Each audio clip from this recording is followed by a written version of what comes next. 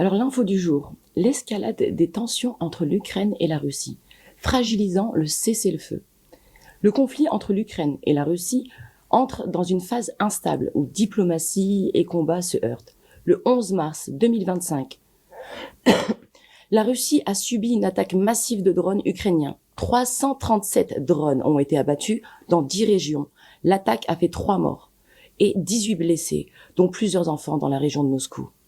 L'armée ukrainienne a revendiqué l'attaque, précisant que les drones visaient la raffinerie de Moscou et des sites militaires pour affaiblir les capacités russes. Les autorités russes assurent cependant que les infrastructures critiques sont restées largement intactes. La Russie a immédiatement lancé une contre-offensive, frappant l'Ukraine avec 126 drones et un missile Iskander-M, dont 79 auraient été neutralisés par les défenses ukrainiennes. La tension a encore monté d'un cran après que 6 drones aient été abattus près de la centrale nucléaire de Koursk, sans dommages signalés. Moscou a qualifié l'attaque de terroriste, menaçant d'une riposte avec un missile hypersonique Oreshnik. Je vais reprendre là. Donc, en effet, là c'est chaud. Donc 126 drones.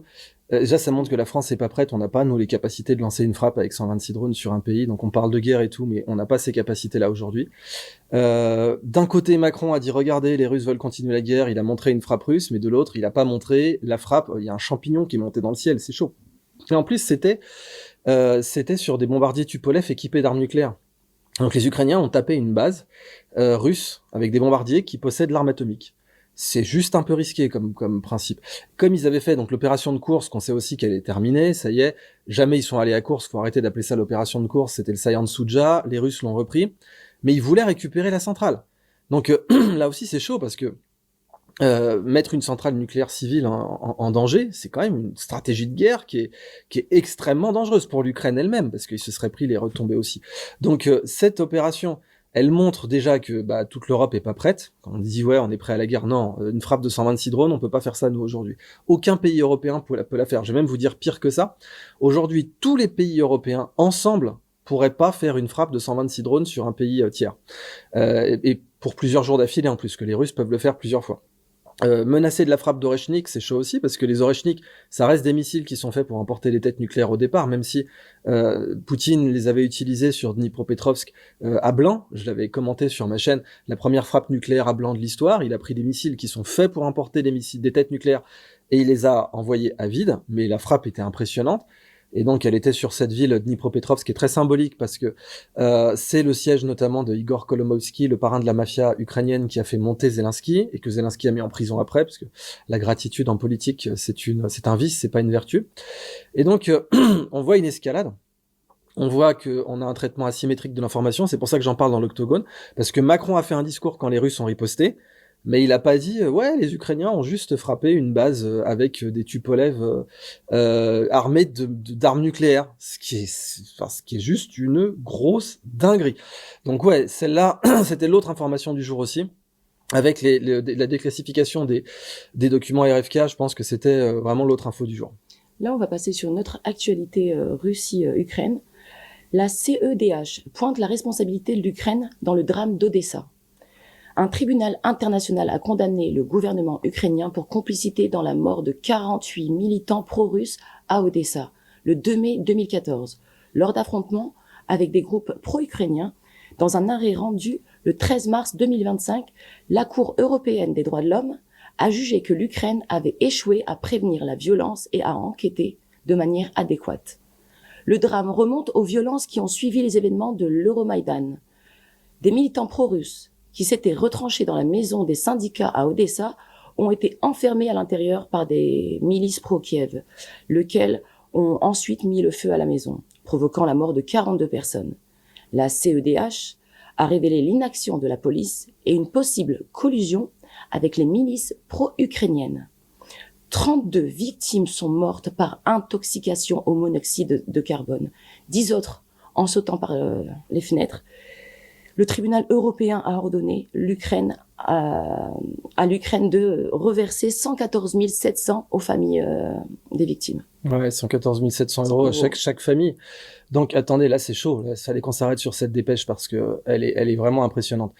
Déjà, la CEDH, on sait, donc la Cour européenne des droits de l'homme, ils ont pas mal de juges dont la carrière dépend de George Soros. Ça veut dire qu'ils sont pas pro-russes. On va vraiment redire les choses.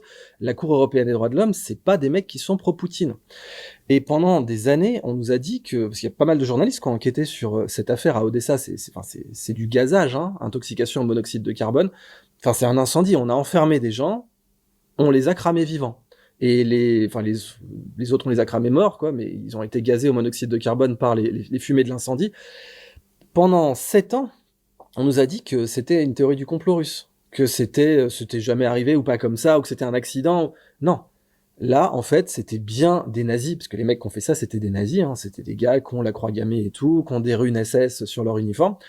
Et pendant 7 ans, quand vous parliez de ça, c'était complotiste, c'était considéré comme être poutinolâtre, enfin tous les épithètes classiques. Et là, boum, la Cour européenne des droits de l'homme, pas un journaliste d'investigation indépendant, ce qui aurait été suffisant. La Cour européenne des droits de l'homme reconnaît que c'était délibéré, que les autorités ukrainiennes ont fait ça pour buter des gens, et la CEDH, ils sont pas pro-russes. Donc bon, les octogones, ils sont là pour ça, hein, ils sont là pour vous donner ce genre de nouvelles, pour souligner que ce qui avait été appelé complotiste, comme d'habitude, comme trop souvent, est en fait exact factuellement. Là, dernièrement, j'ai vu un autre cas, il avait été dit en 2022 dans la presse française que non, Macron ne préparait pas un kit de survie. Voilà, on a vu un fact-checking de 20 minutes, c'est sur la presse 20 minutes, qui disait non, Macron ne préparait pas un kit de survie. Vous avez vu notre direct avec Code Reno sur ma chaîne. Si, en fait, il préparait un kit de survie. Ok, il a rien à voir avec la guerre en vrai, mais il l'a vendu comme ça. Donc, on se rappelle qu'en 2020, il avait été dit non, le pass ne serait jamais vaccinal. Bon, pas de bol, un an plus tard, il était complètement vaccinal, même 6 mois plus tard. Et après, il y a eu non, Macron ne prépare pas de kit de survie. Et beaucoup de gens vous disent, le prochain non, 3 petits points, c'est non, votre épargne ne sera pas confisquée. Voilà, c'est à mon avis, c'est ça le prochain truc. C'est non, ce qui a été fait à Chypre, je crois que c'était en 2010, où ils ont confisqué tous les avoirs, en particulier des comptes russes, au-delà de 100 000 euros, comme ça, direct, hein, sans mandat, sans rien, sans commission rogatoire internationale. Puis ils ont dit, on récupère l'argent. Et je pense que les prochains non, 3 petits points, ça va être exactement ça. Dépêche suivante. Des astronautes de la NASA enfin de retour sur Terre grâce à SpaceX. 3 astronautes de la NASA sont revenus sur Terre le 18 mars 2025, après avoir passé près de 9 mois à bord de la Station spatiale internationale. Leur retour a été assuré dans la capsule Dragon de SpaceX, dans le cadre d'une opération conjointe avec la NASA. Leur mission initiale, lancée en juin 2024, à bord du vaisseau Starliner de Boeing, devait normalement durer 8 jours. Cependant, les problèmes techniques avec le Starliner ont contraint à prolonger leur séjour. L'administration Trump, revenue au pouvoir en janvier 2025, a débloqué d'urgence des fonds nécessaires et signé un décret accélérant le feu vert pour le lancement de SpaceX. Elon Musk a salué la coopération enfin restaurée entre le secteur privé et l'État. Les astronautes, dont 2 Américains et un Européen, sont sains et saufs. Leur capsule a atterri au large de la Floride. Et là où c'est stylé, c'est qu'il y a des dauphins qui sont venus. Je me rappelle, ça c'est pour ça que je checkais la dépêche rapidement. Quand la capsule a améri, en fait, il y a des dauphins. Donc ça a fait un buzz parce que c'est factuel que l'administration Biden, bon, je dis pas Joe Biden parce qu'on voit bien, enfin, il y a le scandale qu'il signait pas les décrets, le mec, surtout à la fin de son mandat, il savait plus ce qu'il faisait. Mais on a la preuve que l'administration Biden avait ralenti le sauvetage des astronautes parce que ça aurait favorisé Elon Musk. On voit même dans la presse d'ailleurs que, il y a eu beaucoup de dépêches où Elon Musk n'était même pas mentionné. C'était juste, les astronautes ont été récupérés, on est content. Alors, je te reprends la dépêche vite fait, si tu peux me redire, c'était au départ, 9 mois. Oui. Qui sont restés 9 mois, alors que t'as dit au départ, c'était 8 jours. Ouais. Donc, 8 jours, c'est dangereux pour leur santé. Vous savez, quand on est en apesanteur, on perd sa masse musculaire, on est exposé au rayonnement solaire, on peut avoir un cancer plus facilement. C'est connu, vous savez, les gens qui vivent en altitude, par exemple, dans les hautes montagnes, qui vivent à 2000 mètres d'altitude, ils ont plus de prévalence de cancer de la peau parce qu'ils sont exposés à davantage de radiation solaire. Eux, ils se sont retrouvés en orbite pendant 9 mois au lieu de 8 jours. 8 jours. Donc, déjà, c'est grave. Et ce qu'on voit, en fait, c'est que quand la dépêche dit, l'administration a débloqué d'urgence. Mais comment ça, débloqué d'urgence? C'était pas urgent avant? C'est ça que je comprends pas. C'est que la dépêche dit débloquer d'urgence les fonds nécessaires et signer un décret accélérant le feu vert pour le lancement de SpaceX. Mais bon, mais pourquoi Biden l'a pas fait? C'est ça qu'on veut savoir. Donc bon, c'est pour moi, c'est complètement incriminant pour l'administration Biden ce dossier. Et en plus, vraiment, en termes de com, on a vu que les médias ne couvraient pas ça correctement. Qu'il y a plein, BFM TV, par exemple, avait commencé un titre en disant « Des astronautes sauvés, aucune mention de SpaceX, aucune mention d'Elon Musk ». Et en plus, d'un point de vue médiatique, comme je vous l'ai dit, il y a des dauphins qui se sont retrouvés autour de la capsule, donc c'était super photogénique, c'était totalement viral. Bah non, il y a eu blackout médiatique dessus. Je pense que t'avais même pas entendu qu'il y avait eu les dauphins autour de la.